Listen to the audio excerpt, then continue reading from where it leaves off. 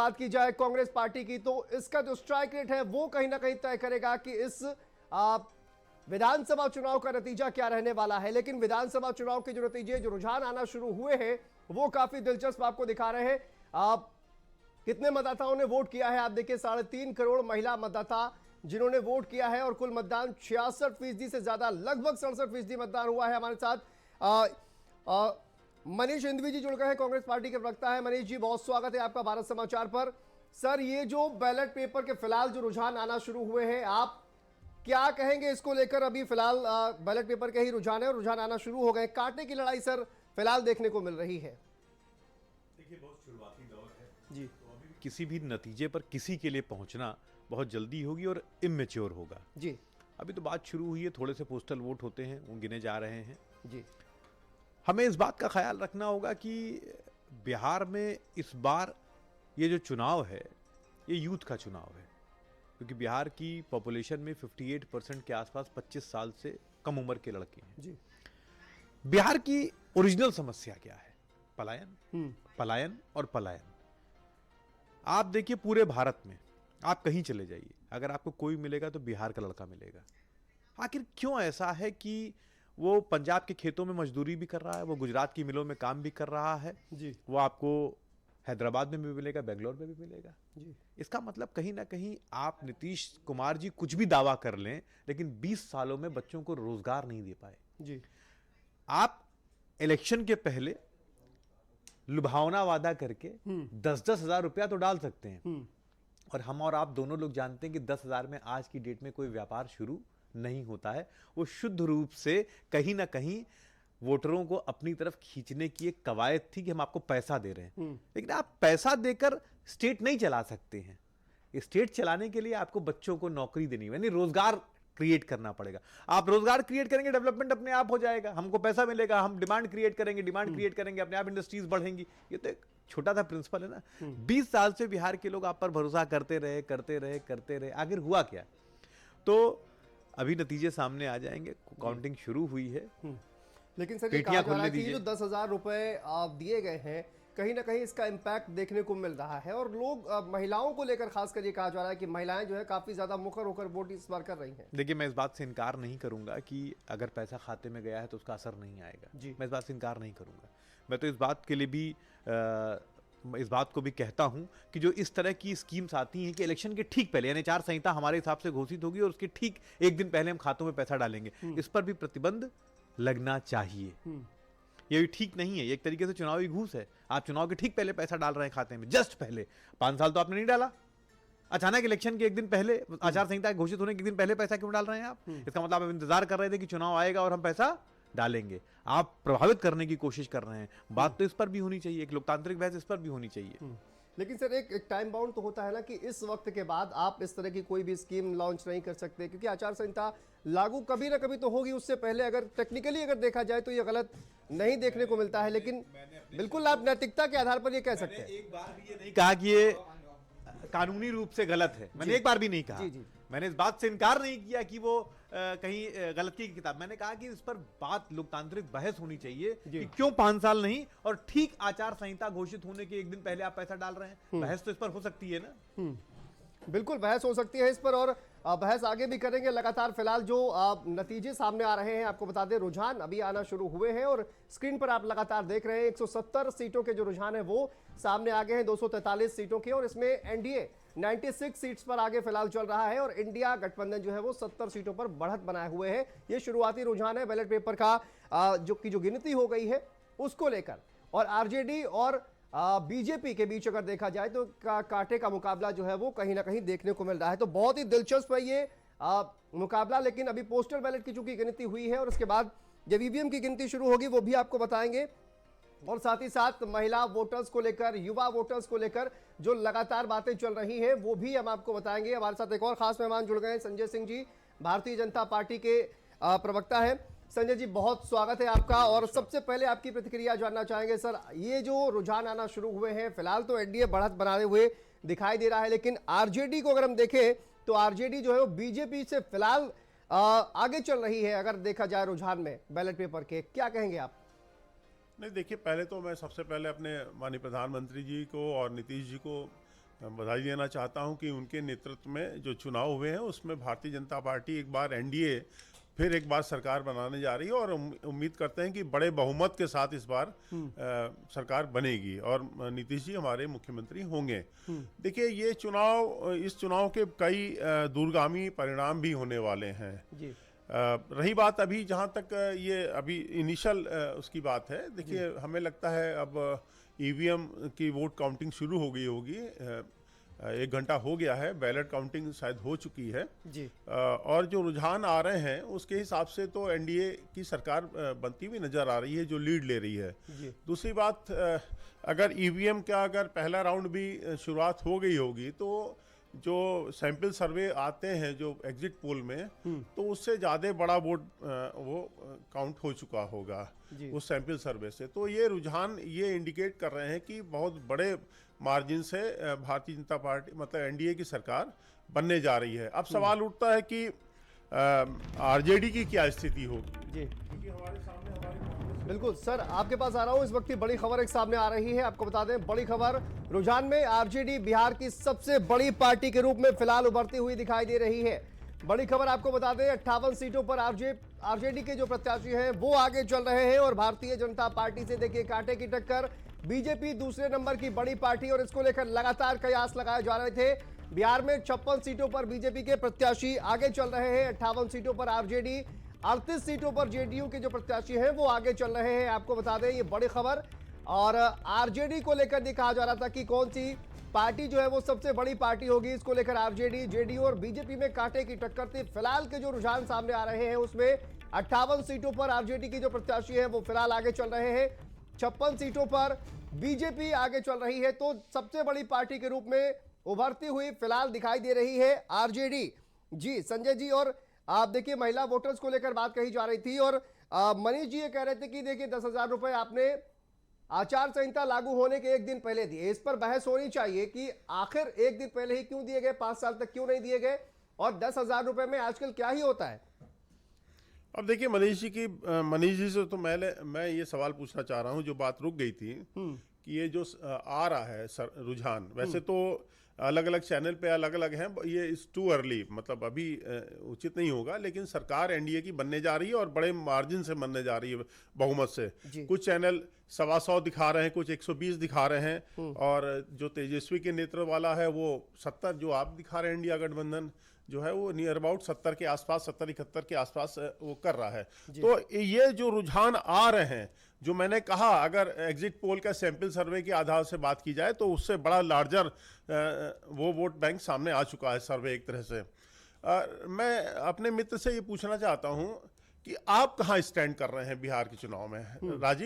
राहुल गांधी जी ने तो बड़ी मेहनत की थी और एक नैरेटिव बढ़ा था वोट चोर, क्या उसका इम्पैक्ट पड़ पाया? क्या राहुल गांधी जी को बिहार की जनता ने सीरियसली लिया है, या राहुल गांधी जी गुड़ गोबर कर गए हैं पूरे इंडिया अलायंस को, बिल्कुल तेजस्वी को निपटाने की कसम खा रखी थी? मुझे इस पे जवाब चाहिए। और रही बात जहां तक महिलाओं का, देखिए एक बात है, महिला सामाजिक सुरक्षा चाहती है, वो उस युग को बिल्कुल बर्दाश्त नहीं करेगी जो जंगल राज में था, बिल्कुल भी नहीं। महिलाएं बहुत संवेदनशील होती हैं, वो सामाजिक सुरक्षा, परिवार की सुरक्षा, अपने बच्चों की, बेटियों की सुरक्षा। जी मनीष जी, कांग्रेस पार्टी कहां स्टैंड कर रही है और गठबंधन में क्या भूमिका कांग्रेस पार्टी की रहने वाली है? वो कह रहे राहुल गांधी ने बहुत ज्यादा मेहनत की थी, लेकिन कांग्रेस पार्टी फिलहाल तो बहुत पिछड़ती हुई दिखाई दे रही है। देखिए ऐसा है कि कांग्रेस वहां अकेले चुनाव नहीं लड़ रही थी, वो एक गठबंधन का हिस्सा बनकर चुनाव लड़ रही थी, और जो मेहनत हो रही थी गठबंधन को जिताने की हो रही थी, और मुझे लगता है उसमें हम लोग सफल हैं। जो भी नैरेटिव बिल्ड किया गया, जो भी बिहार की वोटर अधिकार यात्रा रही है, जितने भी बार राहुल गांधी जी वहां पर गए, तेजस्वी जी साथ थे। हमने कहा तेजस्वी जी हमारे, ये लोग तो ये तय ही नहीं कर पाए, अंत समय तक नहीं बोल पाए कि इनका मुख्यमंत्री का चेहरा कौन होगा। हमने तो घोषित कर दिया था कि तेजस्वी जी हमारे मुख्यमंत्री का चेहरा है। हम लोग यहीं बैठे हैं, आप सारी पुरानी क्लिपिंग्स उठाकर देख लीजिए। हम तो स्पष्ट थे अपनी बात में कि तेजस्वी जी हमारे मुख्यमंत्री का चेहरा है। सवाल यह है जो आदरणीय संजय जी कह रहे हैं, अच्छी बात कह रहे हैं कि महिलाओं को सामाजिक सुरक्षा मिलनी चाहिए। इस बात से कहीं कतई कोई इनकार नहीं है, मैंने इस बात से इनकार भी नहीं किया। मैंने सिर्फ उसकी टाइमिंग पर सवाल उठाया है और आप जान लीजिए लोकतांत्रिक बहस में ये बात मुद्दे पर आनी चाहिए, क्योंकि मुझे याद है 2022 का चुनाव, मुझे याद है 10 जनवरी के आसपास आचार संहिता घोषित हुई थी। 20 दिसंबर से लेकर 5-6 जनवरी के बीच में लगभग 25,000 करोड़ रुपए अलग अलग मुद्दों पर बांट दिए गए थे, एक 15-16 दिन के अंतराल पे, और फिर 10 तारीख को आचार संहिता घोषित कर दी गई थी। देखिए, आप कहेंगे साहब आचार संहिता घोषित हुई उसके पहले हुए ना, बिल्कुल हुआ, लेकिन उसकी टाइमिंग का सवाल मैं तब भी उठा रहा था, मैं आज भी उठा रहा था, और मैं बड़े खुले मन से इस बात को कह रहा हूं कि वो कोई राजनीतिक दल करे, कोई राजनीतिक दल करे, मैं एक आम आदमी के तौर पर कह रहा हूं, उस पर सवाल उठेंगे कि आप इलेक्शन के ठीक पहले पैसा क्यों बांटते हैं? क्या आप सरकारी घूस दे रहे हैं? अगर आप सामाजिक सुरक्षा देना चाहते हैं, आपका स्वागत है, उसमें कोई मनाही नहीं है, लेकिन आप 5 साल क्यों नहीं करते हैं? आप जिस स्टेट में चुनाव होता है वहां कहते हैं हम 500 रुपए में सिलेंडर देंगे, उत्तर प्रदेश में आपकी सरकार है, आप यहाँ तो सिलेंडर नहीं दे रहे हैं, महिलाओं के लिए तो एक बड़ा बोनस वो भी होगा ना, लेकिन आप जिस स्टेट के चुनाव होते हैं वहां तो घोषित करते हैं कि 500 में सिलेंडर, लेकिन आप उत्तर प्रदेश में नहीं देते जहां आपकी सरकार है। तो आप इसका मतलब कहीं ना कहीं बोल गिमिक्स करते हैं। बिल्कुल, देखिए डिप्टी सीएम विजय सिन्हा फिलहाल पीछे चल रहे हैं, ये बड़ी जानकारी इस वक्त आपको बता दें। लखीसराय से बीजेपी के विजय सिन्हा पीछे चल रहे हैं, ये जो रुझान आ रहे हैं उसमें ये बड़ी अपडेट इस वक्त आपको दे रहे हैं। डिप्टी सीएम विजय सिन्हा फिलहाल पीछे चल रहे हैं और कांटे की टक्कर यहां देखने को मिल रही है। लखीसराय से बीजेपी के विजय सिन्हा पीछे चल रहे हैं और डिप्टी सीएम है बिहार के विजय सिन्हा, जो कि फिलहाल पीछे चल रहे हैं। और देखिए ये शुरुआती जो रुझान है उसमें ये आंकड़ा फिलहाल देखने को मिल रहा है। तो ये बड़ी खबर, बड़ी अपडेट आपको बता रहे हैं, डिप्टी सीएम विजय सिन्हा पीछे चल रहे हैं। और देखिए कई ऐसे जो बड़े चेहरे हैं, जो बड़ी वीआईपी सीट्स हैं, वीआईपी हालांकि एक पार्टी भी है बिहार में इस बार, लेकिन कहा जाए कि जो बहुत बड़े चेहरे हैं उनको लेकर भी हम आपको लगातार अपडेट जो है वो देंगे। लेकिन इससे पहले कि आगे बढ़े, और हमारे साथ 2 और खास मेहमान जुड़ गए हैं। सीमाब हमारे सहयोगी लगातार जुड़े हुए हैं, जो कि लगातार बिहार में मौजूद रहे और उन्होंने वहां पर ग्राउंड रिपोर्ट भी आपको दिखाई थी। और संजय सिंह जी हमारे साथ वरिष्ठ पत्रकार जुड़ गए हैं। सीमाब से एक रिएक्शन लेते हैं। सीमाब, रुझान जो है वो शुरुआती आना शुरू हो गए हैं और फिलहाल आप वहां पर रहे हैं, आपने देखा है, किस तरह से देखते हैं जो शुरुआती रुझान आ रहे हैं? देखिए, आपको बताएं कि जो पिछली बार सरकार बनी थी उसमें भी आरजेडी सबसे बड़ी पार्टी थी। 75 सीटें आरजेडी के पास थी और 74 सीटों पर बीजेपी थी और लगभग 34 सीटों पर जो है वो नीतीश कुमार की पार्टी जेडीयू रही है वहां पर। और इस बार भी जो नतीजे आ रहे हैं वो इसी तरह के देखने को मिल रहे हैं। अभी शुरुआती जो है वो रुझान आ रहा है, उसमें आरजेडी जो है वो बिहार की सबसे बड़ी पार्टी देखी जा रही है। हालांकि जो टोटल चल रहा है, एनालिसिस जो चल रहा है लोगों का और जो जमीनी एग्जिट पोल आए उसके हिसाब से देखा जाए तो एनडीए गठबंधन जो है वो इस बार चुनाव में बढ़त बनाएगा। लेकिन जो एग्जिट पोल आए ये पिछले चुनाव में हम लोगों ने सबक लिया है, झूठे साबित हुए कई बार। जब यूपी का चुनाव हुआ, लोकसभा का चुनाव, तो भारतीय जनता पार्टी और इंडिया गठबंधन के बीच में ये चुनाव रहा, उसमें तमाम ऐसी बातें रही जो कि एकदम पूरी तरह से फेल हुई। बहरहाल सर्वे हर एजेंसी करती है, अब सैंपल साइज क्या है सर्वे का ये सब तो एजेंसी वाले लोग जाने। लेकिन जमीनी हकीकत ये रही कि हमने बिहार चुनाव में कई जिलों का दौरा किया और उन दौरों के दौरान जब महिलाओं से बात होती थी तो वो नीतीश कुमार की बात करती हुई महिलाएं नजर आती थी, क्योंकि वो 10,000 रुपए जो अकाउंट में गए हैं उसका फैक्टर काफी हावी रहा है महिलाओं के बीच में। और दूसरी चीज शराबबंदी, एक फैक्टर ये भी रहा है कि शराबबंदी उन्होंने किया तो घरेलू हिंसा पे लगाम लगी। हालांकि बिहार में जिन्होंने ज्यादा प्रयास किया उनको शराब मिल रही है और शराब रुकी नहीं है वहां पर। अगर वो कोई बहुत शिद्दत से चाहता तो उसको अवेलेबल भी हो जाती, चाहे कच्ची शराब हो, चाहे पक्की शराब हो, चाहे देसी हो, चाहे ये अंग्रेजी शराब। ठीक है, वापस आते हैं आपके पास। बड़ी खबर एक इस बीच अपने दर्शकों को बता दें, रुझान में एनडीए को बहुमत मिलता हुआ नजर आ रहा है। ये बड़ी खबर इस वक्त बिहार चुनाव से जुड़ी हुई। एनडीए 125 सीटों पर आगे। बिहार से ये बड़ी खबर आपको बता दें, महागठबंधन के प्रत्याशी 73 सीटों पर आगे चल रहे हैं। तो देखिए बहुमत मिलता हुआ रुझानों में एनडीए को इस वक्त नजर आ रहा है। आपको बता दें बड़ी अपडेट, बिहार में एनडीए 125 सीटों पर आगे चल रही है। तो ये बहुत बड़ी खबर इस वक्त आपको बता दें, रुझान जो है वो आना शुरू हो गए हैं और शुरुआती रुझानों में एनडीए को बहुमत मिलता हुआ नजर आ रहा है। और देखिए एनडीए 125 से ज्यादा सीटों पर फिलहाल आगे चल रही है। संजय सिंह जी हमारे साथ जुड़े हुए हैं, वरिष्ठ पत्रकार। संजय जी, ये जो रुझान आपको दिखाई दे रहे हैं, इस पर क्या रिएक्शन आपका पहला है? और जिस तरह से सीमाब ने कहा कि महिलाएं जो है वो नीतीश को लेकर काफी ज्यादा एग्रेसिव दिखाई दी हैं और वोट उन्होंने किया है, लेकिन एनडीए की अगर स्थिति फिलहाल देखें तो बहुत ज्यादा उत्साहजनक नहीं नजर आ रही है। बीजेपी सबसे बड़ी पार्टी एनडीए की ओर से अगर देखा जाए तो दिखाई दे रही है। जी, ये तो अभी जो रुझान आ रहे हैं यही एक्सपेक्टेड लाइन पर ही है। हम लोग तो यही एक्सपेक्ट किए थे। देखिए, टक्कर तो हम शुरू में ही बोले थे कि टक्कर बहुत माने जबरदस्त टक्कर है, लेकिन एज एनडीए का दिखाई दे रहा था, रुझान में भी दे रहा है जी। लड़ाई तो है और लड़ाई काफी मैंने कड़ा है, समझे ना। ऐसा नहीं है कि महागठबंधन को बहुत कम सीट मिल रहा है या वोट कम मिल रहा है जी। और महिलाओं की जहां तक बात है, सबसे मैंने एक आश्चर्यजनक पहलू ये है बिहार चुनाव में कि इस बार दोनों पक्ष के लोग अति उत्साहित हैं और बहुत जगह तो दोनों तरफ से मिठाइयां बनना शुरू हो गया है जी। 2-3 दिन से। मैंने एक ही कंस्टिट्यूएंसी के दोनों जो राइवल्स हैं वो दोनों खुश हैं कि हम जीत रहे हैं तो हम जीत रहे हैं। उनका अपना होगा कैलकुलेशन। तो यही स्थिति मोर और लेस बनी हुई है अभी कि महागठबंधन भी उत्साहित है। उसका मानना है कि जो महिलाएं लाइन में लग के वोट दी हैं जी। वो तेजस्वी यादव ने कहा था कि हम 2,500 प्रत्येक महीना महिला को देंगे और एक साल का एक ही बार में 30,000 जी 30,000 रुपया आपके खाते में चला जाएगा, 14 जनवरी तक चला जाएगा। जी। उन्होंने अपने शपथ ग्रहण का डेट भी दे दिया था कि 18 तारीख को मैं ओथ लूंगा, 14 को आज रिजल्ट आएगा, 18 को ओथ लूंगा और 14 जनवरी तक सब महिलाओं के खाते में एक साल का पैसा 30,000 ईच चला जाएगा। तो वो उत्साहित है, उनका कैंप कि हम उसी का असर पड़ा है, महिलाएं हमको वोट दी है और 5 साल तक हम देंगे 30,000 प्रत्येक साल और इस साल का पूरा पैसा एक साथ दे देंगे।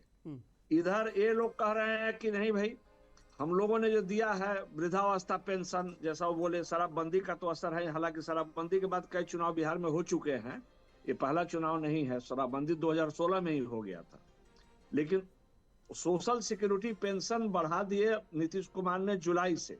10 जुलाई को पहला पेमेंट हो गया 400 रुपए से 1100 रुपया महीना। वो एक बहुत बड़ा फैक्टर है जी। ग्रामीण परिवेश में सबों को मिल रहा है। राशन कोरोना के टाइम से ही नरेंद्र मोदी की सरकार ने फ्री कर दिया था हर एक आदमी को, तो राशन तो मिल ही रहा है। अब उनको सोशल सिक्योरिटी पेंशन भी 1100 प्रत्येक महीने मिल रहा है। सर, और ये जुलाई जो ऑनवर्ड 10,000 रुपए महीने जो पेमेंट महिलाओं को दिए गए हैं और साथ ही जीविका दीदी की जो योजना एक चलाई गई है, उसका कितना इम्पैक्ट आप देख पा रहे हैं? अभी 10,000 रुपया करीब 1.5 करोड़, 1.25 करोड़ से 1.5 करोड़ महिलाओं के जी। इसी बीच बड़ी खबर बता दें, वापस आते हैं आपके पास। अज्ञाओं से बीजेपी के महेश पासवान आगे चल रहे हैं, अमरपुर से जेडीयू के जयंत राव इस वक्त आगे चल रहे हैं। ये अपडेट इस वक्त आपको बता दें, दानापुर से आरजेडी के रीतलाल यादव आगे चल रहे हैं। बेतिया से बात की जाए तो बीजेपी की रेणु देवी फिलहाल बढ़त बनाए हुए हैं। अज्ञाओं से बीजेपी के महेश पासवान आगे चल रहे हैं। तो ये इस वक्त की अपडेट सामने आ रही है। साथ ही एनडीए जो गठबंधन है वो देखिए 134 सीटों पर बढ़त फिलहाल। इंडिया गठबंधन 70 सीटों पर और 10 को देखा जाए तो 4 सीटों पर फिलहाल आगे चल रहा है। 20 साल सरकार चलाने के बाद भी नीतीश कुमार जी की पॉपुलैरिटी, नीतीश कुमार जी का स्वीकृति बिहार के जनता में बढ़ती ही जा रही है। क्यों? इसका मतलब बिहार की जनता में जो वो काम किए हैं वो फेथ है ना। और क्या है, अगर वोट की बात हो, मैं बोलना नहीं चाहता, लेकिन अगर वोट की बात हो तो ये तो जात की राजनीति की बात हो।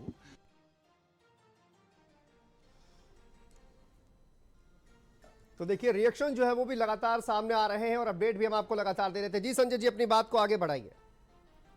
देखिए, मेरा कहना है कि सरकार तो एनडीए की ही, मैंने हम लोग मान के चल रहे थे कि एनडीए का ही एज रहेगा और सरकार वही लोग बनाएंगे। लेकिन अब वही है, विक्ट्री मार्जिन भी मेरा मानना है कि बहुत ज्यादा नहीं होगा। पहले होता था ना कि 25,000 वोट से जीत गए, 30,000 वोट से जीत गए। इस बार हमको नहीं लगता है किसी भी सीट पर मैक्सिमम 10,000 होगा, मैंने 5,000 के अंदर में ही मान रहा है। मेजोरिटी ऑफ सीट्स पर 2,000, 3,000, 4,000 के अंदर ही विक्ट्री मार्जिन होगा। वो प्रूव करता है कि लड़ाई तो कड़ा है दोनों तरफ से। ऐसा नहीं है कि आसान लड़ाई बीजेपी या एनडीए के लिए भी है, क्योंकि बहुत सारा फैक्टर है। वो लोग भी, अच्छा, उसमें एंटी इनकम्बेंसी नीतीश कुमार के प्रति तो बिल्कुल नहीं है, लेकिन विधायक जो है बीजेपी के बहुत जगह 2 टर्म 3 टर्म या जेडीयू के, उन लोगों के खिलाफ तो एंटी इनकम्बेंसी है। तो सब मिला जुला करके प्लस यूथ, ये बात सही है कि जो यंग लड़के हैं उनको लग रहा है कि कुछ नयापन आना चाहिए और तेजस्वी यादव नौकरी प्रॉमिस कर रहा है कि हर एक घर में मैं एक आदमी को सरकारी नौकरी दूंगा, जहां से देंगे वो बोलते हैं कि मेरा रोड उसका तैयार है, ब्लूप्रिंट भी तैयार है, सब सामने आएगा। तो मिला जुला करके स्थिति यही है कि लड़ाई बहुत कड़ा है, हम यही मान के चल रहे हैं। और अभी तो समय है, देखिए जैसे जैसे गिनती आगे बढ़ेगी, किस इलाके का खुल रहा है वो ईवीएम उस पर भी डिपेंड करता है। एक कॉन्स्टिट्यूएंसी में बहुत सारे इलाके होते हैं जी। दूसरी बात आपको बता दें कि वो महागठबंधन के प्रति जो ऑप्टिमिस्टिक माने वो लोग आशावादी इसलिए हैं कि मुस्लिम महिलाओं ने भी बहुत बढ़ चढ़ करके हिस्सा लिया है इस बार वोटिंग में। मुझे तो कुछ लोगों ने आंकड़ा दिखाया वो जो बूथ वाइज, तो 78%, 80% तक महिलाएं, और इलेक्शन कमीशन के पास भी डाटा तो रहता ही है कि किस बूथ पर कितने टोटल वोटर्स हैं, मेल कितने हैं, फीमेल कितने हैं जी। तो मुस्लिम महिलाओं ने भी बढ़ चढ़ करके वोट दिया है। इतना अमूमन वो लोग पहले नहीं करता था, या जनरल महिलाएं उतना वोट नहीं करती थी। इस बार ये इस मामले में अनप्रेसिडेंटेड, अप्रत्याशित रूप से महिलाएं बहुत बढ़ चढ़ करके हिस्सा ली हैं, वोट की हैं। अब देखिए फल फलाफल 1-2 घंटे के बाद दिखाई देगा। बिल्कुल, 1-2 घंटे के बाद स्थिति जो है वो और भी ज्यादा तस्वीर जो है साफ होते हुए नजर आएगी। सीमा, लेकिन देखिए जिस तरह से संजय जी कह रहे हैं कि महिलाओं ने वोट किया है, और एनडीए को लेकर भी हो या इंडिया गठबंधन को लेकर हो, तो वोट किसको जाएगा ये तस्वीर थोड़ी देर में साफ होगी। लेकिन पोस्टर वॉर भी एक तरह से शुरू हो गया है। टाइगर जिंदा है, दूसरी तरफ कहा जा रहा है कि अलविदा चाचा, इस तरह के पोस्टर जो है वो लगे हुए नजर आ रहे हैं। तो कहीं ना कहीं आशावादी जो है वो दोनों तरफ से लोग दिखाई दे रहे हैं। सीमा, देखिए दावों में किसी की कोई कमी नहीं रही, चाहे तेजस्वी यादव रहे हो या फिर भारतीय जनता पार्टी के नेता रहे हो और जेडीयू के नेता रहे हो, इन लोगों के दावों में किसी तरह की कोई कमी नहीं रही। लास्ट तक अभी तेजस्वी यादव ने प्रेस कॉन्फ्रेंस करके अपने कार्यकर्ताओं का उत्साहवर्धन किया और कहा कि वहां पर स्ट्रांग रूम पर नजर रखें कि कोई गड़बड़ी न होने पाए किसी तरह की। और कई जगह पर देखा जा रहा है, चाहे जेडीयू की प्रत्याशी हो, चाहे बीजेपी को हो, चाहे आरजेडी को हो, ये सब मिठाइयां बनवा रहे हैं। अनंत सिंह जहां पे मोकामा से चुनाव हो रहा था, वहां पर सूरजभान सिंह के यहाँ भी मिठाई बन रही है और अनंत सिंह के यहाँ भी मिठाई बन रही है। दोनों जगह मिठाई बन रही है और रसगुल्ले जो है वो बंटवाने की तैयारी की जा रही है। बिल्कुल, तस्वीरें भी हम दिखा रहे हैं। दूसरी तरफ जी बोलते रहिए। जी बिल्कुल, अगर महिलाओं की बात की जाए तो महिलाओं का जो है वो एक अलग रुझान रहा इस पूरे चुनाव में जी। चाहे वो नीतीश कुमार का 10,000 रुपए वाला मामला रहा हो या फिर पेंशन वाला मामला रहा हो, क्योंकि जो पहले चरण का दूसरे चरण का मतदान परसेंटेज आया था उसमें आप देखिए 62% पुरुषों ने मतदान किया और 67% महिलाओं ने मतदान किया। तो इसका मतलब महिलाओं में ज्यादा उत्साह था इस चुनाव को लेकर। हालांकि यूथ बदलाव कहीं ना कहीं चाहता था कि बदलाव होना चाहिए, रोजगार के नए अवसर मिलेंगे, युवा के हाथ में कमान होनी चाहिए। लेकिन जो महिलाएं थी वो नीतीश कुमार ने भले 20 साल वहां पर राज किया हो, 20 साल तक लगातार मुख्यमंत्री रहे हो, लेकिन वो यही कहती रही कि नीतीश कुमार अच्छा काम कर रहे हैं, हम लोगों को यहाँ पर जो है वो सुविधा मिल रही है, राशन मिल रहा है। मोदी और नीतीश की जोड़ी जो रही वो सुपरहिट रही, जनता के बीच में, लोगों के बीच में, गरीब तबके में और महिलाओं के बीच में खास तौर से। हालांकि यूथ तेजस्वी की तरफ काफी झुकाव रखता रहा और कहता रहा कि नहीं, तेजस्वी को मुख्यमंत्री बनना चाहिए। लेकिन आबादी के लिहाज से देखा जाए तो महिला और गरीब तबका अगर मिला लिया जाएगा तो नीतीश कुमार को लोग ज्यादा पसंद करते हुए नजर आए। तो ये तमाम फैक्टर ऐसे रहे जमीनी स्तर पर, जिसको देखने के बाद शुरुआत से ही महसूस हो रहा था कि एनडीए जो है वो इस बार फिर से सरकार बनाने जा रहा है, इंडिया गठबंधन, और नीतीश कुमार मुख्यमंत्री फिर से बनने जा रहा है। बिल्कुल, और लगातार रुझान भी जिस तरह के सामने आ रहे हैं सीमाब, इसमें एनडीए लगातार आप देखिए लीड बनाए हुए है। संजय जी से एक रिएक्शन लेते हैं। संजय जी, लगातार आप देखिए एनडीए जो है वो लीड कर रहा है यहाँ पर 140 सीटों से ज्यादा पर फिलहाल रुझान जो सामने आए हैं उसमें एनडीए बढ़त बनाए हुए है। आप देखकर खुश हो सकते हैं सर, क्या रिएक्शन देंगे इस पर? नहीं, बिल्कुल खुश क्यों नहीं होंगे, और खुश होना चाहिए और डबल खुशी होनी चाहिए जी। क्योंकि सबसे बड़ा जो देखिए एक कोशिश लगातार मोदी जी पर की जा रही है, वो भी कांग्रेस के द्वारा, लगातार उनकी इमेज को डेंट करने का ये लोग बहुत प्रयास कर रहे हैं। क्योंकि मोदी जी की इमेज बहुत बड़ी, लार्जर देन लाइफ है वो उनकी इमेज। तो उसी पे राहुल गांधी और जो कांग्रेस का इकोसिस्टम है वो बार बार कोशिश करता है कि मोदी जी की इमेज को किसी तरह से चोट पहुंचाई जाए, लेकिन ये लोग सफल नहीं हो पा रहे हैं। मेरा एक सवाल फिर अपने कांग्रेस के मित्र से है। जी। आप लोगों को एक बार इंट्रोस्पेक्शन करना चाहिए कि आप मोदी जी पर आक्रमण करके राजनीति करना चाहते हैं या अपने अपने अंदर झांक कर एक बार आप ये सोचिए कि राजीव गांधी जी के बाद से कांग्रेस क्यों नहीं उठ पा रही है। जब से ये इटली के परिवार के हाथ में कांग्रेस आई है, लगातार ये नीचे ही चलती चली जा रही है और अब तो और नीचे चली गई है। आपने एक बात शुरू में कही थी कि 10,000 रुपए, भाई आपने तो लोकसभा चुनाव में 8,500 रुपए के सर्टिफिकेट बांट दिए थे, इससे बड़ा अनैतिक काम क्या हो सकता है। दूसरी बात, कर्नाटक में आपकी 5 योजनाएं थी, आज आपके पास पैसे नहीं है, विधायकों को आप पैसे नहीं दे पा रहे रोजगार वहां के विकास कार्यों के लिए, तो स्थितियां खराब है। जब जनता आप कहते हैं रोजगार, तो सवाल जनता पूछती है कि आपने बिहार, कर्नाटक, हिमाचल, तेलंगाना में कितने रोजगार दिए हैं, ये सवाल जनता पूछती है। आप सब सोचते हैं कि एक नैरेटिव बिल्ड करके, जैसे तेजस्वी यादव ने कह दिया कि हर घर को एक युवा को नौकरी देंगे। ये तो आपने लोकसभा में भी नैरेटिव चलाया था कि 8,500 रुपए का सर्टिफिकेट बांटा था, झूठा फ्रॉड, और कहा था कि नौकरी तक के सर्टिफिकेट दे दिए थे आप लोगों ने। उसमें था, यूपी में हमने देखा कि आपने नौकरी का वादा दिया था, तो आपने जनता को झांसे में लिया था। अब देखिए, जनता झांसे में नहीं आने वाली है, जनता बहुत समझदार हो गई है। तेजस्वी यादव जी ने जो वादा किया कि हमारे घर को, तो सवाल तो जनता पूछे कि भाई नौकरी आप लाओगे कहां से, आप बेवकूफ नहीं बना सकते। अब जनता बहुत जागरूक हो गई है। तो इन नेताओं को, ठीक है, लोकतंत्र में अच्छा है, विपक्ष मजबूत होना चाहिए, बट आपको खासतौर से जो कांग्रेस है, जो राष्ट्र की पार्टी बनने की फिराक में है, उसको अपना जरूर झांकना चाहिए कि हम कितने इस इटली के परिवार के नेतृत्व में क्या हम कांग्रेस आगे बढ़ पाएगी, ये सबसे बड़ा क्वेश्चन मार्क लगने जा रहा है कांग्रेस के आगे। ओके, मनीष जी से मैं रिएक्शन लूंगा। मनीष जी, फिलहाल तो जो टैली है वो भी आप देखिए, एनडीए 146 पर है, इंडिया गठबंधन 74 पर है।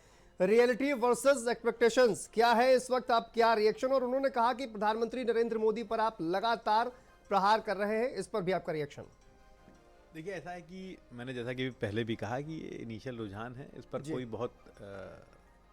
बहुत सारे एक्सपेक्टेशन नहीं बांधनी चाहिए, क्योंकि आपको बनारस का इलेक्शन याद होगा जब तीसरे राउंड के बाद काउंटिंग रोक दी गई थी। मतलब सही पिक्चर इलेक्शन कमीशन ने देना बंद कर दिया था जब मोदी जी ट्रेल कर रहे थे बनारस में हमारे प्रदेश अध्यक्ष अजय राय जी से। 7-8 राउंड तक पीछे रहे, इलेक्शन कमीशन ने अपने वेबसाइट पे दिखाना ही बंद कर दिया था। तो खैर उसकी बात नहीं करेंगे। देखिए, बहुत सारी बातें आदरणीय संजय भाई ने कह दी, क्रम से उसका जवाब दे देता हूँ जी। हम लोग मोदी जी की इमेज पे डेंट नहीं कर रहे हैं, हम सही और गलत जो बात है वो जनता के बीच में ले जा रहे हैं। जैसे इलेक्शन कमीशन को लेकर जो बातें हैं, हम प्रूफ समेत उस बात को जनता के समक्ष रख रहे हैं कि साहब ये गड़बड़ियां इलेक्शन कमीशन में हो रही हैं। अगर एक घर में एक ही पते पर 250 लोग रजिस्टर्ड हैं वोटर के रूप में, तो सवाल तो उठेगा ना, और सवाल उठाना विपक्ष का काम है। तो हमने मोदी जी का नाम कहाँ लिया? हम तो कह रहे हैं कि साहब ये गलत हो रहा है, इलेक्शन कमीशन को जवाब देना चाहिए। आप क्यों नाराज हैं साहब? हम तो यही कह रहे हैं ना, आपकी नाराजगी बता रही कि आपके इलेक्शन कमीशन में कहीं ना कहीं कोई गठजोड़ है। एक बात। दूसरी बात, बार बार इटली का परिवार। संजय भाई पढ़े लिखे आदमी हैं, ज़हीन आदमी हैं, मुझे लगता है ये बात बहुत ही स्तरहीन है। सब लोग भारत के लोग हैं, भारत के नागरिक हैं, यहाँ चुनाव लड़ रहे हैं, और अगर आपको 4 करोड़ वोट मिलता है तो 3 करोड़ 85 लाख वोट हमको भी मिलता है। तो 3 करोड़ इस देश की जनता पर आप प्रश्न चिन्ह लगा रहे हैं। दूसरी बात, आप कह रहे हैं साहब राजीव गांधी के बाद, आप शायद भूल रहे हैं कि 2004 से 14 के बीच में अभी 10 साल कांग्रेस की सरकार रही है। शायद आपकी मेमोरी थोड़ा फेड कर रही होगी, मैं याद दिला दूं, ज्यादा पुरानी बात नहीं है, अभी 10 साल सरकार रही है हमारी। तो कहने का मतलब ये है कि हमें लूज टॉक नहीं करनी चाहिए। हम मुद्दों पर बात करें, हम चीजों पर बात करें, हम किसी की इमेज पे डेंट नहीं कर रहे हैं, हम सवाल उठा रहे हैं जो इस देश में गड़बड़ियां हो रही हैं, जिस तरीके से डेमोक्रेसी से ऑटोक्रेसी की तरफ जा रही है चीजें, और एक विपक्ष के तौर पे लड़ना हमारा काम है। हम लड़ रहे हैं, जनता के बीच में सवाल ले जा रहे हैं। लेकिन सर, वोट चोरी का मुद्दा अगर हम देखें तो लगातार राहुल गांधी जी उठा रहे हैं, लेकिन धरातल पर उसका असर आखिर क्यों नहीं दिख रहा है? अगर मान लीजिए कि वोट चोरी हुई है या फिर वो लगातार आरोप लगाते हैं, उसका जवाब भी चुनाव आयोग की ओर से दिया जाता है, नहीं जवाब नहीं दिया जा रहा है, खुलकर सामने आ रहे हैं। मैं इस बात से बहुत विनम्रता के साथ असहमत हूं, कोई जवाब नहीं दिया जा रहा है। ज्ञानेश कुमार जिस तरीके की बातें अपने प्रेस कॉन्फ्रेंस में करते हैं, वो शायराना अंदाज में ज्यादा रहते हैं, एक संवैधानिक संस्था के मुखिया के तौर पे नहीं रहते हैं। हम सवाल महाराष्ट्र पर लगातार उठा रहे हैं, आप कहां जवाब दे रहे हैं? हम कह रहे हैं कि जितने वोट आपने बनाए, जो एडल्ट पॉपुलेशन है उससे ज्यादा तो वोट बना दिया आपने, जितने 5 साल में नहीं बने उतने 5 महीने में वोट बन गए। पहली बार ऐसा हो रहा है कि इलेक्शन जिस दिन पोलिंग होती है उसके 4-5-6 दिन तक अपडेट आते रहते हैं। आप कौन सी पोलिंग परसेंटेज बढ़ाने की कोशिश में लगे हुए हैं? आप इलेक्ट्रॉनिक रीडेबल डेटा देने को तैयार नहीं हैं, आप डेटा डिलीट करने को तैयार हैं, आप सही बातों के जवाब दे। हरियाणा पे हम सवाल उठा रहे हैं कि 25 करोड़ जो वोट फर्जी वोट की हम बात उठा रहे हैं, हम तो प्रूफ के साथ दे रहे हैं ना। आप तिलमिलाए क्यों हुए हैं और भाजपा उसका जवाब क्यों दे रही है? उसका जवाब इलेक्शन कमीशन को देना चाहिए और तथ्य और तर्क के साथ देना चाहिए, जो हम सवाल उठा रहे हैं। और अगर राहुल गांधी जी कोई गलत एलिगेशन लगा रहे हैं या कांग्रेस कोई गलत एलिगेशन लगा रही है, कानून के रास्ते खुले हुए हैं। आप आइए, आप कहिए साहब, आप अपमानहानि का दावा करिए, लेकिन आप नहीं कर पा रहे हैं क्योंकि आप जानते हैं कि जो हम कह रहे हैं वो सही है और आप नाहक के नरगल बातें करके उस मुद्दे से ध्यान भटकाने की कोशिश में हैं। और एक बात बहुत स्पष्ट मैं कर दूं यहाँ पर, जी लगातार कई इलेक्शन में इस बात को सिद्ध कर दिया है, कहीं ना कहीं पूरी वोटिंग प्रक्रिया में गड़बड़ी है। बिल्कुल, वापस आते हैं आपके पास। देखिए, इसी बीच कुछ सीटों के रुझान इस वक्त आगे आ गए हैं। आपको बता दें, अज्ञाओं से बीजेपी के महेश पासवान फिलहाल आगे चल रहे हैं और आपको बता दें कुर्नी सीट से बीजेपी के केदार गुप्ता आगे चल रहे हैं और अज्ञाओं से बीजेपी के महेश पासवान। तो कुछ सीटों पर फिलहाल जो रुझान है वो इस वक्त सामने आ रहे हैं। अमरपुर सीट से जेडीयू के जयंत राज आगे चल रहे हैं और दानापुर से आरजेडी के रीतलाल यादव। देखिए, एनडीए 155 सीटों पर फिलहाल आगे चल रहा है। आपको बता दें, लगातार ये जो बढ़त है वो बढ़ती जा रही है। रेणु देवी बेतिया से आगे चल रही हैं। आलमनगर के जेडीयू के जो नरेंद्र सिंह है वो आगे चल रहे हैं। कुर्नी सीट से बीजेपी के केदार गुप्ता फिलहाल आगे चल रहे हैं। तो कुछ सीटों के जो रुझान है वो हम आपको लगातार दिखा रहे हैं और एनडीए की जो बढ़त है वो भी जैसे जैसे रुझान आगे आ रहे हैं वैसे वैसे एनडीए की जो बढ़त है वो बढ़ती ही चली जा रही है। बीजेपी आप देखिए 81 सीटों पर आगे चल रही है। आरजेडी 59 सीटों पर बढ़त बनाए हुए है और फिलहाल जो कहा जाए कि जो एक डिफरेंस है वो लगभग 22 सीटों का इस वक्त देखने को मिल रहा है। एक छोटा सा रिएक्शन संजय जी और उसके बाद में संजय जी वरिष्ठ पत्रकार हमारे साथ जुड़े हुए हैं, उनसे रिएक्शन लेता।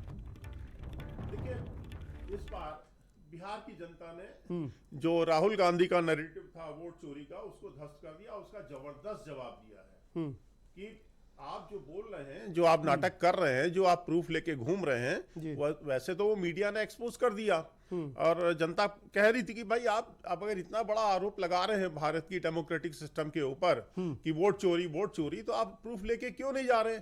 ठीक है, आप प्रूफ लेके नहीं जाएंगे क्योंकि आप फंसेंगे, आपको तो खाली नैरेटिव चलाना है। और इस तरह के नैरेटिव जो बिल्कुल मतलब बचकाने टाइप की, साहब एक व्यक्ति के 200 से ज्यादा वोट और वो पूरे दिन में घूम के वोट डाल दे रहा है। नहीं, बात सुन लीजिए मनीष जी। अरे संजय जी, मैंने सिर्फ ये कहा कि एक पते पर 200 से ज्यादा वोट। दोनों बातों में फर्क है संजय भाई, दोनों बातों में फर्क है संजय भाई। नहीं, बात सुनिए। तो उन्होंने कहा वोट डाले गए हैं उसके, तो उसमें भाई सोशल मीडिया पे सबने कहा कि भाई एक वोट डालने में 3 मिनट का समय लगता है, आप 200 से 222 वोट कैसे दिन भर डाल देंगे? लेकिन मेरा एक कहना है, जनता की बिहार की अगर थोड़ी सी भी शर्म राहुल गांधी जी की होगी तो बिल्कुल आप जो उंगली दबा रहे हैं, मेरे शब्दों को आप पकड़ना चाहेंगे। हाँ जी, राहुल गांधी जी को देश से अब क्षमा मांगनी चाहिए, हाथ जोड़कर, सिर के बल खड़े होके कि मैं झूठ बोल रहा था। बिहार की जनता ने करारा जवाब दिया है राहुल गांधी जी को कि आप झूठे हैं, बिल्कुल झूठे हैं। ठीक है, फिलहाल देखिए, आपको बता दें चुनाव आयोग ने 69 सीटों का जो आंकड़ा है वो जारी कर दिया है। बिहार में बीजेपी 25 सीटों पर, जेडीयू 18 सीटों पर आगे चल रही है। इलेक्शन कमीशन की ओर से ये डेटा फिलहाल सामने आया है। आरजेडी 14 सीटों पर, कांग्रेस पार्टी 3 सीटों पर आगे चल रही है और चिराग पासवान की एलजेपी 6 सीटों पर फिलहाल आगे चल रही है। तो 69 सीट्स का जो कुल आंकड़ा है वो इलेक्शन कमीशन की ओर से फिलहाल जारी कर दिया गया है। संजय जी, आप देखिए, एनडीए लगातार बढ़त बनाए हुए है और फिलहाल जो 157 सीटों पर एनडीए बढ़त बनाता हुआ दिखाई दे रहा है। तो जिस तरह के सर्वे सामने आए थे उनमें फिलहाल जो शुरुआती रुझान है वो कहीं ना कहीं एनडीए इसमें बढ़त बनाता हुआ संजय जी नजर आ रहा है। एनडीए के बढ़त में कहीं कभी कोई मतलब संदेह नहीं था कि एनडीए बढ़त नहीं बना पाएगा जी। बिहार एक चीज तो आप लोग सब जानते हैं और मानते हैं कि बिहार में क्या है कि कास्ट कॉम्बिनेशन भी बहुत मैटर करता है। बिहार के सोसाइटी में आज भी जाति का महत्व बहुत ज्यादा है। तो वो इसमें क्या है कि एनडीए के साथ जो कास्ट कॉम्बिनेशन है वो भी बहुत स्ट्रांग है। एनडीए के साथ चिराग पासवान है, पासवान भी है, वो मुसहर क्या बोलते हैं कि जीतन राम मांझी हैं जो मुसहर जाति से आते हैं वो भी है, उपेंद्र कुशवाहा हैं। तो पिछले बार 2020 के चुनाव से अगर तुलना हम करते हैं तो चिराग पासवान अलग चुनाव लड़ गए थे, और खास करके नीतीश कुमार जिन जिन सीटों पर लड़ रहे थे जेडीयू वहीं पर लड़े थे, तो जीते थे मात्र एक सीट, लेकिन उन्होंने हरा दिया था बहुत सारी सीटों पर। इस बार वैसा कुछ नहीं है, तो इस बार तो सीट बढ़ना ही था एनडीए का, चूंकि पांचों पार्टियां जो एनडीए में हैं अदर देन बीजेपी और जेडीयू, चिराग पासवान, जीतन राम मांझी का हम पार्टी और उपेंद्र कुशवाहा का, तो ये लोग मिलजुल करके कास्ट कॉम्बिनेशन भी इनका बहुत ज्यादा स्ट्रांग हो जाता है। उधर महागठबंधन में एमवाई जो बोलते हैं मुस्लिम और यादव, उनके अलावा जो कुछ यूथ का वोट है, अदरवाइज कास्ट वाइज अभी भी भरोसा लोग बहुत ज्यादा। नीतीश कुमार ने, मैंने पहले बताया था आपको कि एक नया कंस्टिट्यूएंसी बना दिया अति पिछड़ों का, मैंने अदर देन यादव जो बैकवर्ड कास्ट के लोग हैं वो नीतीश कुमार से अपने आप को आइडेंटिफाई करते हैं, और नीतीश कुमार ने उनको एम्पावरमेंट किया। पहले उनको एम्पावरमेंट किया रिजर्वेशन दे करके पंचायती राज बॉडीज में, म्युनिसिपल बॉडीज में, और अब उनकी महिलाओं को एम्पावरमेंट कर दिया बहुत ज्यादा। 35% रिजर्वेशन दे दिया सारी सरकारी नौकरियों में महिलाओं को, और उसका मतलब इम्प्लीमेंटेशन भी किया।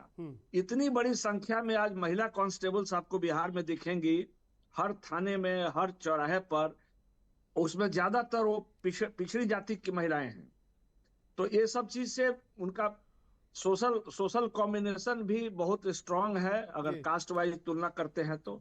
और अपर कास्ट के लोग तो एनडीए के साथ थे ही और वो हैं ही, तो मिला जुला करके कास्ट कॉम्बिनेशन से भी एनडीए हावी है, और बिहार में हमको लगता है कि रिजल्ट भी उसी हिसाब से उसको मिलेगा। जी बिल्कुल। एक बात सीमा, आप देखिए जिस तरह से कहा गया कि नीतीश कुमार का, ये पहले कहा जा रहा था कि इस बार नीतीश कुमार, और खासकर प्रशांत किशोर को भी आपने सुना होगा, वो भी दावा कर रहे थे कि जेडीयू का 25 सीट से ज्यादा नहीं आएंगी। उनका बयान बहुत ज्यादा वायरल हुआ और ये कहा जा रहा था कि जनसुराज इस बार अच्छा करने वाली है, लेकिन जनसुराज का बहुत ज्यादा अगर हम देखें तो वहां पर नतीजे में या रुझानों में फिलहाल देखने को नहीं मिल रहा है। सीमा, आप ग्राउंड पर थे, जनसुराज का क्या, और नीतीश कुमार आखिर कैसे बाउंस बैक उन्होंने किया? एक तरफ से कहा जा रहा कि वो बार बार पलट जाते हैं, इस वजह से जनता भरोसा नहीं करने वाली है, लेकिन ये जो ट्रेंड है वो बदलता हुआ दिख रहा है।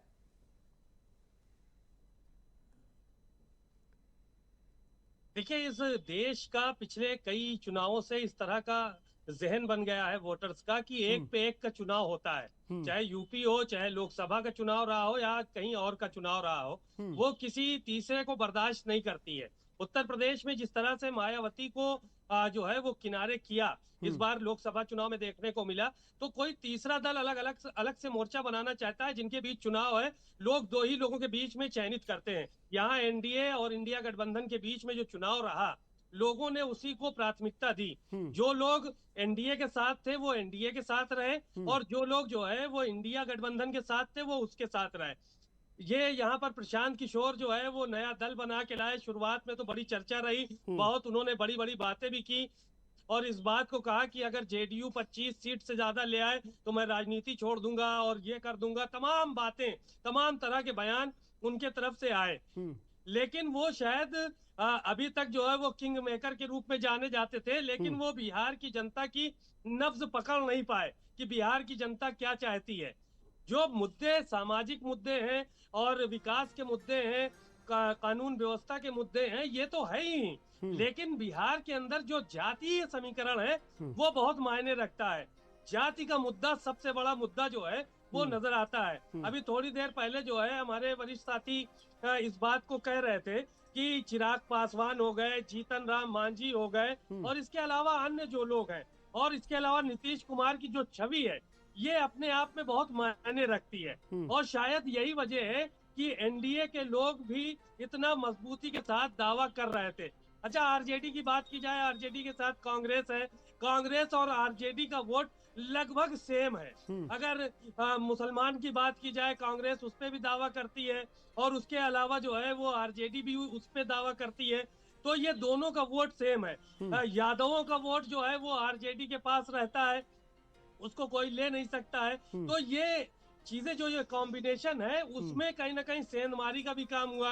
असदुद्दीन ओवैसी सीमांचल में फांद गए, वो आकर तमाम सीटों पर चुनाव लड़ते रहे, और मुस्लिम वोट को डैमेज करने की बात कही जाती रही कि मुस्लिम वोट को जो है वो कुछ खींचने का काम किया। पिछली बार भी चुनाव लड़े थे, उनकी कुछ सीटें भी आ गई थी। तो ये सारे के सारे जो समीकरण रहे वो एनडीए के गठबंधन के पक्ष में बनते नजर आए, और यही वजह है कि रुझान जो आ रहे हैं वो एनडीए के फेवर में पहले दिन से पता चल रहे थे, क्योंकि महिलाएं जो बात कर रही थी वो नीतीश कुमार की बात कर रही थी कि उनको सशक्त करने का काम किया, उनके खाते में पैसा आया, उनके पेंशन में बढ़ोतरी की गई, उनको मजबूत करने का काम किया गया। कानून व्यवस्था एक बड़ा मुद्दा रहा वहां पर, क्योंकि जितना भी विपक्ष रहा, जितने भी सत्ता पक्ष के लोग रहे, प्रधानमंत्री से लेकर गृह मंत्री और फिर जो जेडीयू के नेता थे, वो इस बात को कहते रहे कि अगर तेजस्वी की सरकार बनेगी तो लालू यादव के पुत्र हैं और वहां पर जंगल राज कायम हो जाएगा। पर महिलाएं जो है वो निकल नहीं पाती थी। 30,000 लालू यादव के टाइम में 30,000 अपहरण के केसेस वहां पर दर्ज हुए, और कितने नहीं दर्ज हुए, ये सब बातें मंचों से कही जाती रही कि 30,000 वहां पर अपहरण मुख्य धंधा था जब लालू यादव की सरकार थी। महिलाएं शाम में घर से नहीं निकल पाती थी। तो इसको बेहद मुद्दा बनाया गया। हर मंच से जंगल राज की बात की, चाहे वो प्रधानमंत्री ने रहे हो, मुख्यमंत्री रहे हो, जितने भी लोग यहाँ से गए भारतीय जनता पार्टी के सपोर्ट में, सब ने जंगल राज की बात की, और एक ये उसको साबित करने की कोशिश की कि वही काम तेजस्वी भी करेंगे जो लालू यादव ने किया है। तो इसके चलते भी महिलाओं के ऊपर और वहां के जो आम नागरिक थे उन पर असर पड़ा कि नहीं, पिछला बिहार कुछ और था और इस बार का जो बिहार है वो कुछ। जीत की जलेबी और हार का हलवा, ये दोनों जो है वो जनतंत्र का जायका है। जीत की जलेबी हो या हार का हलवा, दोनों में जनतंत्र का जायका है। ऐसा नहीं हो सकता कि आपको हमेशा जो है वो जीत की जलेबी मिलती रहेगी। और उसके अलावा जो है वो ये लोकतंत्र की खूबसूरती है कि जो जीता वो सिकंदर, जो हारा वो धुरंधर, फिर आगे उसको जो है वो उसी संघर्ष के साथ जो है वो जनादेश के लिए जनता के बीच जाना होता है। लेकिन आप जो है वो उद्दंडता, अराजकता के जरिए जो है वो लोकतंत्र और जनतंत्र को आप हाईजेक नहीं कर सकते, और न करने की किसी को कोशिश करनी चाहिए। एक एमएलसी हैं सुनील सिंह, उनके ऊपर एफआईआर भी दर्ज हो गई। तो देखिए, बीजेपी के जो तमाम बड़े नेता हैं, रिएक्शन आना शुरू हो गए हैं और कहीं ना कहीं उत्साह, जोश जो है वो दिखाई दे रहा है संजय जी। और फिलहाल जो है वो एनडीए बड़ा बनाता हुआ दिखाई दे रहा है। लेकिन जंगल राज पर आपने जिस तरह से, हमारे सहयोगी ने कहा कि जंगल राज पर आपने जिस तरह से हमला किया, वो कहीं ना कहीं आपको देखने को भी मिला। और आपने यहाँ तक कि पुराने जो अखबार की कटिंग थी उसका भी एक तरह से पोस्टर बनवाया, उसको चिपकाया और ये प्रोजेक्ट करने की कोशिश की कि अगर एक बार फिर से तेजस्वी आते हैं तो वही जंगल राज दोबारा से बिहार में कायम हो जाएगा। जबकि तेजस्वी ये कहीं ना कहीं भरोसा दिलाने की कोशिश करते रहे कि आप देखिए, उनका साया भी अगर कुछ गलत करेगा तो उसके खिलाफ भी कार्रवाई होगी।